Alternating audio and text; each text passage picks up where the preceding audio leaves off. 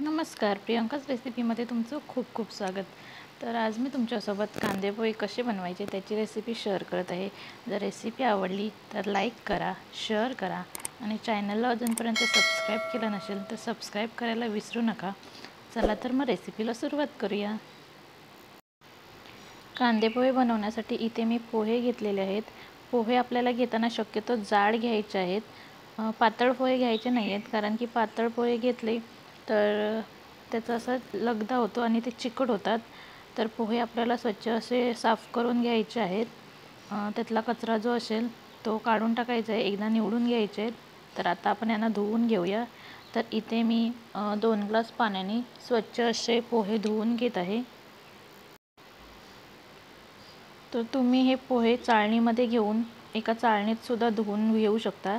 तर आता हे पाणी आपल्याला काढून घ्यायचं आहे। तर इथे पाणी व्यवस्थित काढून झालं आहे।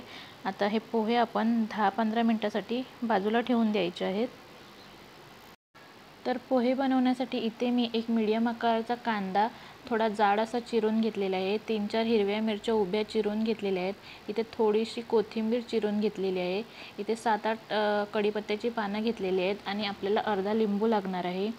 तर इथे मी 1 चमचा मीठ घेतलेला आहे, 1 चमचा साखर घेतलेली आहे, पाव चमचा आपल्याला हळद लागणार आहे, 1 चमचा मोहरी लागणार आहे। इथे मी 2 मोठे चमचे तेल घेतलेले आहे आणि मुठभर शेंगदाणे घेतलेले आहेत। तर चला आपण फोडणीची तयारी करूया।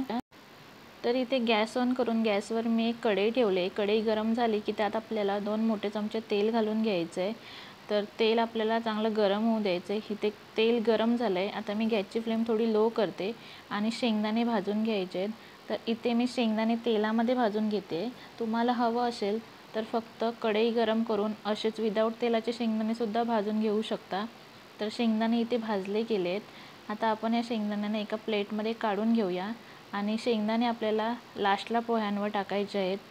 जर आत्ताच पोह्यांमध्ये शेंगदाणे टाकले तर ते खाताना थोडे नरम लागतात। तर इथे मी सगळे शेंगदाणे काढून घेत आहे। इथे शेंगदाणे मी एका प्लेटमध्ये काढून घेत आहे आणि आता त्याच तेलामध्ये आपल्याला चमचाभर मोहरी घालून घ्यायची आहे। तर इथे मी 1 चमचा मोहरी घालत आहे आणि मोहरी चांगली आपल्याला तडतडून द्यायची आहे। मोहरी तडतडली की त्यामध्ये आपल्याला कढीपत्त्याची पानं घालून घ्यायची आहेत। तर इथे मी कढीपत्त्याची पानं घालत आहे। कढीपत्त्याची पानं ही तडतडली की त्यामध्ये आता जो चिरून घेतलेला कांदा आणि मिरची जी आहे ती घालून घ्यायची आहे। मिरचीचं प्रमाण इथे तुम्ही कमी किंवा जास्त करू शकता। तर इथे कांदा आपल्याला छान असा आता तेलावर परतून घ्यायचा आहे। जास्त कांदा आपल्या तेलावर भाजून घ्यायचा नाही आहे। पोह्यांमध्ये थोडा क्रंची असाच कांदा छान लागतो। तर अगदी 1-2 मिनिटभर कांदा आपल्याला तेलावर परतून घ्यायचा आहे। तर इथे छान असा कांदा तेलावर भाजून झाला आहे। आता आपण यामध्ये हळद घालून घेऊया। तर इथे मी पाव चमचा हळद घालत आहे आणि चवीपुरता मीठ घालून घ्यायचं आहे आणि हे आपल्याला व्यवस्थित मिक्स करून घ्यायचं आहे।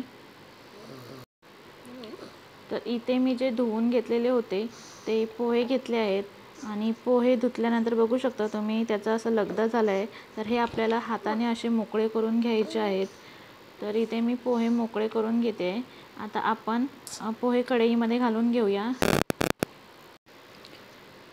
तर हे पोहे व्यवस्थित असे हळद आणि मिठासोबत मिक्स करून घ्यायचे आहेत। पूर्ण हळद आणि मीठ पोह्यांना सगळीकडे लागलं पाहिजे।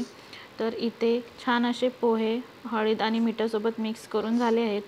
तर आता आपण यामध्ये साखर घालून घेऊया। तर इथे मी 1 मोठा चमचा साखर घालत आहे। तर साखरसुद्धा आपल्याला पोह्यांबरोबर व्यवस्थित मिक्स करून घ्यायची आहे आणि आता इथे मी अर्धा लिंबू पिळून घेत आहे। तर लिंबू आपण पिळून घेऊया आणि लिंबूही व्यवस्थित एकदा मिक्स करून घ्यायचं आहे। इथे लिंबू छान असं पोह्यांमध्ये मिक्स करून झालं आहे। आता आपण जे तळून घेतलेले शेंगदाणे होते ते यामध्ये घालून घेऊया आणि जी चिरून घेतलेली कोथिंबीर होती ते सुद्धा आता इथे घालून घ्यायची आहे। या ठिकाणी जर तुमच्याकडे ओल्या नारळाचा कीस असेल तर तो सुद्धा तुम्ही घालू शकता। तर आता आपण हे व्यवस्थित मिक्स करून घेऊया। तर इथे व्यवस्थित मिक्स करून झालं आहे। आता आपण यावर झाकण ठेवून 2 मिनिटांसाठी याला वाफ काढून घ्यायची आहे। इथे 2 मिनिटं झालेली आहेत। आपण झाकण बाजूला करूया आणि गॅसची फ्लेम आपल्याला आता बंद करायची आहे। तर इथे पोहे आपले तयार झाले आहेत। तर तुम्ही बघू शकता किती छान आणि सुटसुटीत आपले पोहे तयार झाले आहेत. तर आता आपण यांना सर्व करून घेऊया. तर एक प्लेटमध्ये मी हे पोहे सर्व करून घेत आहे. तर तुम्हाला ही रेसिपी कशी वाटली मला कमेंट करून नक्की सांगा. आणि रेसिपी आवडली असेल तर लाईक करा, शेअर करा आणि चॅनलला अजूनपर्यंत सबस्क्राईब केलं नसेल तर सबस्क्राईब करायला विसरू नका. पुन्हा भेटूया अशाच नवीन रेसिपीसोबत. तोपर्यंत बाय बाय.